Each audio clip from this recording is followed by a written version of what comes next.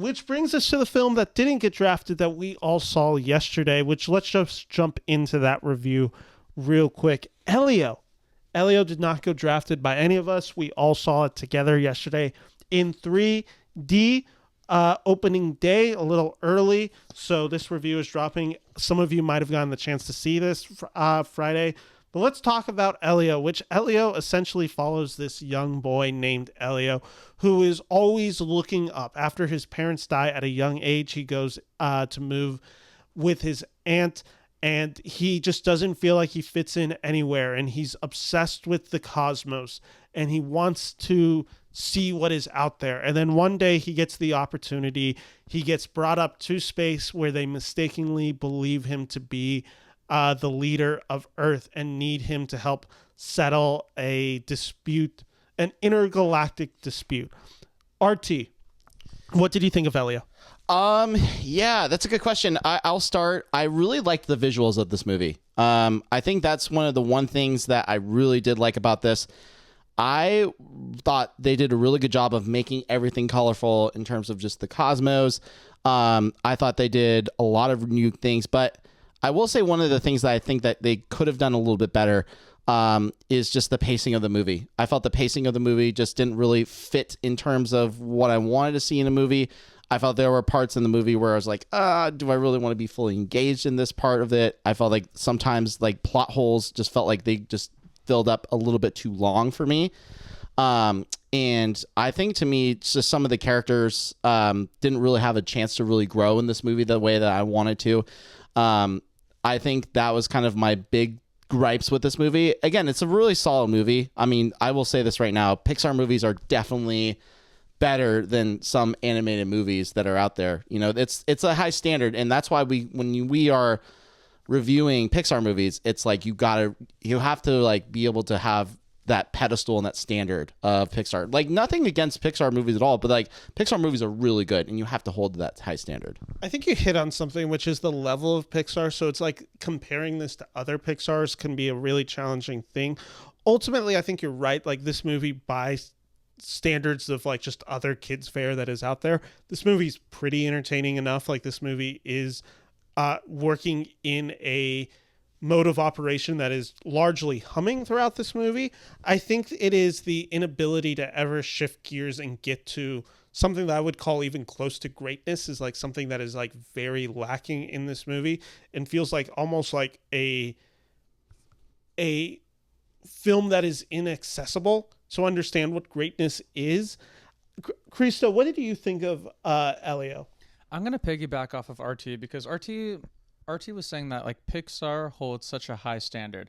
Going into this movie, my mindset was like, is this movie going to crack the top 24? That was my mindset going into it. Yeah, we're drafting this. Yeah, so like I wanted to see like, is this movie going to like make me feel a certain way where like when we draft our Pixar teams, is this going to like be a surprise where I'm like, this movie was so good that I need to shed light onto it? Unfortunately, like with all the movies that we drafted, I just don't think it cracks that surface yet. I don't know if it's just because of the pace, but I do think like what RT was saying with like how like when you view Pixar, you view it as like gold standard. Yeah. This movie checks every single box. Like it's very colorful. It's a very visually appealing film. I think it has the humor, the emotion, good storyline, but I don't know. I think it was still missing some factors that like leave you like when you walk to the parking lot and get in your car and you're like still thinking about the movie. Like I forgot about the movie right as we walked out. And with other Pixar movies, like I leave that film where I'm like, I got to see that again.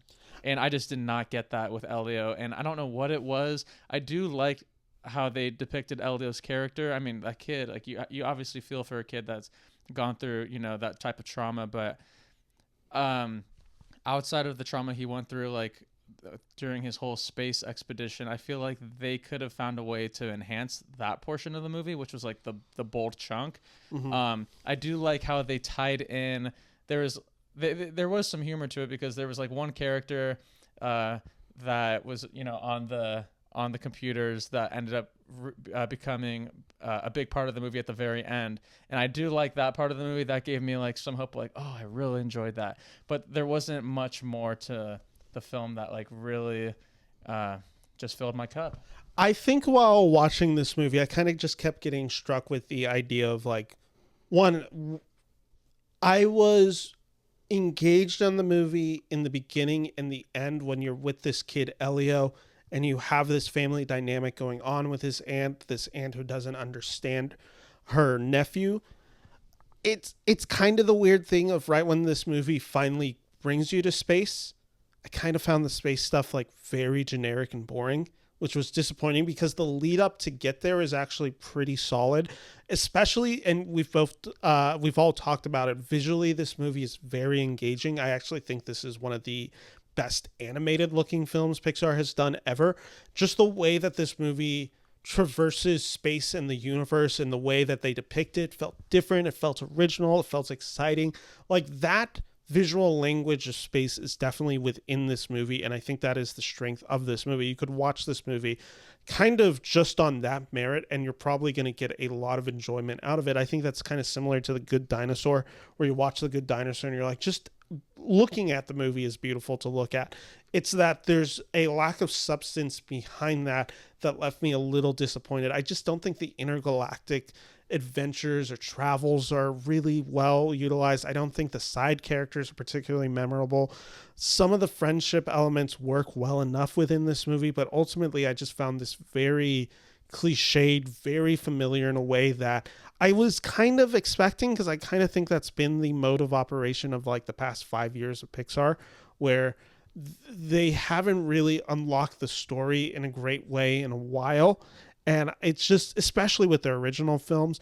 But I guess my question to like throw it out to you guys is like, was there anything that you noticed yourself like zoning out on, or like, was there something that was pulling you back in?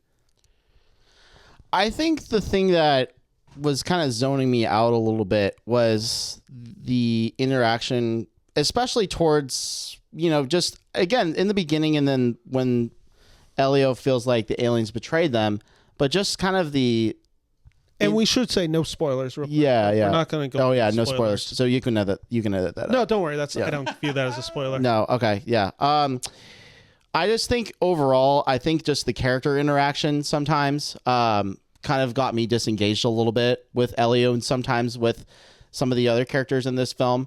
So I felt like, to me, there were some parts where I just felt disengaged a little bit, and just even the beginning just kind of felt like there were some characters I was like, what's your role in this film? That was kind of my one thing I felt like I could have gotten a little bit more of. It felt very overlong, which is kind of crazy for a movie that I think is like 105 minutes. I think like it's not even that. I think it's like 98 minutes actually. It like, I remember thinking like, this movie just feels like it's dragging. And I think you're right. Like there is a lot of characters in this movie, and you're like, you really need to know like 3 or 4 of them, and the rest are just kind of there, but none of them have a fun personality behind them. They're all pretty generic. Zoe Saldana is solid enough as the aunt in this movie.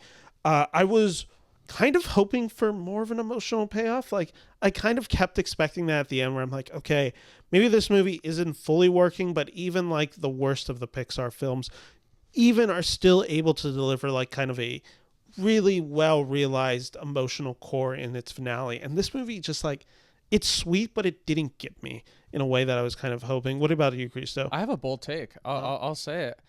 I enjoyed the moments of the movie when they were on Earth more than I did in space. Yeah, definitely. I was like waiting for him to like get back, so that we could see like the on Earth scenes more. I felt like those were more engaging to me than what was happening in space. They're It was a little confusing, like what they were even doing. That's also another thing. Like there's a lot of like ambassador talk and like peace negotiations that just like, it was pretty boring. And I just don't think the villain designs of this movie, like they're just big slugs. Like, yeah, it wasn't particularly captivating in that fashion either.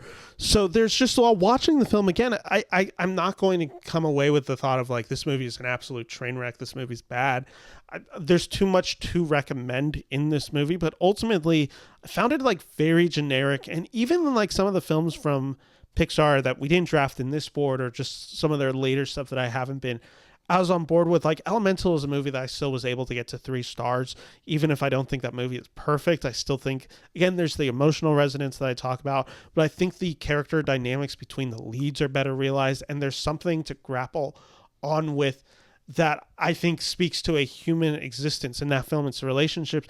In this movie, I guess it's supposed to be the feeling of looking up, looking into the stars, wondering what is. You have Carl Sagan as a voice throughout this film, and him narrating the cosmos, which is definitely something that is something deeply personal from my childhood, like that interest in Carl Sagan's in the cosmos, in space. And that's kind of what I wanted this film to unlock. This film is very clearly playing on like 1970s, 1980s, whether that's Contact, whether that's E.T., Close Encounters with the Third Kind. Like, this film feels very in line with what Spielberg was doing in the 1970s, 1980s. And it just never got the magic of that. Like, it's a movie that has that as the bones, but it doesn't understand what makes Close Encounters great. It doesn't understand what makes E.T. wonderful. Like, that's what's just lacking. So, like, while it's all there and it's on the page, it just never comes to life on screen in any resonant way. Yeah, I was more drawn to like the connection between with Elio and his aunt. I was more drawn to that rather than what was happening in outer space. But I didn't even realize that took me back when you said the cosmos. It made me think of Dean Baird and Dean Baird. Yeah, our physics. Watching Cosmos, I'm like, oh my god, that's why that voice was so familiar. I didn't piece that together until just now. But yeah, as a whole, like when you think of like Pixar movies or just Disney in general, it's like they do an incredible job of like franchising each movie. Like they could make a part of Disneyland like a interactive space. I don't see how they could do that with Elio. I just don't picture them like expanding this film more than just this, and it's 100-minute movie. It's been kind of talked about where it doesn't seem like this film is tracking very well. It's having decently good reviews so far. I'm curious if audiences catch on to this movie and if they go to see it in like mass, or if this is going to be another movie that you look at it and you're just like, well, here's kind of another lackluster entry for Pixar, which was Elemental ended up making its money back eventually, but like there's definitely a slow start that doesn't feel that like that's what Pixar wants anymore. And I think there is like a complication right now going on. Like the animation is so beautiful and they're so heavily relying on that they're hoping that's enough to get it. We saw it in 3D. I thought the movie worked in 3D quite well. Like the way the visuals are engaging, like I liked it. I thought so. I had one nitpick with that. I haven't watched the movie in 3D in so long, and I felt like with a movie that is half or more than half of the movie spent outer space, they could have done way more eye-popping stuff. I remember one scene where it got very close to you, and then the rest was just. I think it's the scene you get transported in space. That was like the only one, and I was like, they could have found a way to really dig into the 3D aspect of this film, but they didn't. It didn't really stick with me. Like I was like, I feel like I don't need these right now, and I would look up and I'm like, oh, it's like obviously blurry. It's kind of one of the issues that like I think a lot of sci-fi films have, where it's like, when you're wondering what's out there, which is the whole point of this movie. And then you finally get out there and you're like isolated on one planet. And it's just like, well, we have this whole cosmos out there. We have this whole universe. You kind of want to see that scene where it is, again, the introduction when we get to space, where they're going through time and space, where they're seeing all this, where you kind of want it to be a little bit more fast-paced and this kid kind of getting his mind blown every few minutes. And obviously you can't just make a film solely on that. You need more than that. But this film is just like, you get to one setting that is like slightly different from Earth, but doesn't even feel that different after a while. And then you're back to Earth and you're just like, okay, so we really spent time in true settings. I kind of wish we had a little bit more exploration, and I think that would have actually added to that. But largely after a few scenes, it's now then just confined to like 2 or 3 rooms in space, which is just like, okay, well, we're kind of just in a jail cell, or we're in this, or we're hiding somewhere. And it's just like, doesn't feel that original or new or anything like that. Like, we want to see that inventiveness, because when this film has something inventive, it's there. Like, this movie works. Yeah, like the before and like the beginning and end, I think were really good.